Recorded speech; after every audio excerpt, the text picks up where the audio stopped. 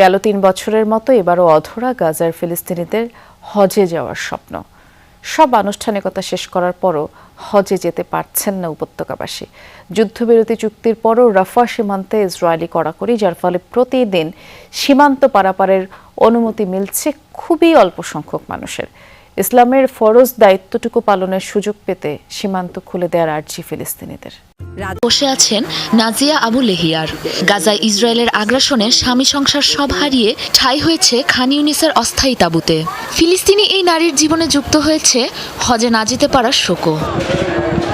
গাজায় ইসরায়েলি আগ্রাসন শুরুর পূর্বে প্রতি বছর হজে অংশ নিতে পারত কমপক্ষে ৩,০০০ ফিলিস্তিনি, কিন্তু রাফা সীমান্ত বন্ধ করে দেওয়ায় গেল ৩ বছর ধরে বন্ধ সে সুযোগ। হজে যাওয়া এখন কেবলই স্বপ্ন এই ফিলিস্তিনিদের জন্য।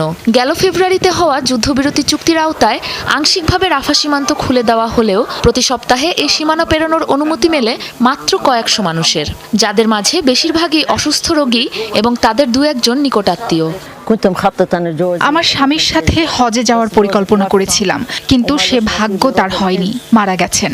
আমারও একই ভয়, হজ পালনের তীব্র আকাঙ্ক্ষা নিয়েই হয়তো মরতে হবে। জোর হাতে অনুরোধ, সীমান্ত খুলে দেয়া হোক। আমরা কেবল ফরজ দায়িত্বটুকুই পালন করতে চাই। গাজার আরেক ফিলিস্তিনি সোহেল আল কুর্দির আশাও রূপ নিয়েছে চরম হতাশায়। কথা ছিল বোনকে নিয়ে হজে যাবেন, যাবতীয় আনুষ্ঠানিকতাও সেরেছিলেন বহু আগেই, কিন্তু ইসরায়েলিদের নারকীয়তা কেড়ে নিয়েছে বোন ও ছেলেকে।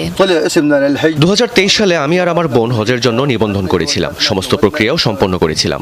আল্লাহর পবিত্র ঘর জিয়ারতের জন্য ব্যাকুল ছিলাম, কিন্তু এরই মাঝে সীমান্ত বন্ধ করে দেয়া হলো। 3 বছর ধরে অনেক মানুষকে হজ থেকে বঞ্চিত করেছে। সীমান্তের তদারকিতে থাকা ইসরায়েলি সামরিক সংস্থা কোগার জানিয়েছে, চুক্তি মোতাবেক কেবল জরুরি মানবিক প্রয়োজন বিবেচনায় প্রতিদিন সীমান্ত পারাপারের অনুমতি দেওয়া হচ্ছে অল্প সংখ্যক ফিলিস্তিনিকে। এদিকে হামাস পরিচালিত সংবাদ সংস্থা জানিয়েছে, গেল 3 মাসে এ পর্যন্ত সীমান্ত পার হয়েছে মাত্র 5,300 মানুষ, যা প্রত্যাশিত সংখ্যার 1/3 চেয়েও কম।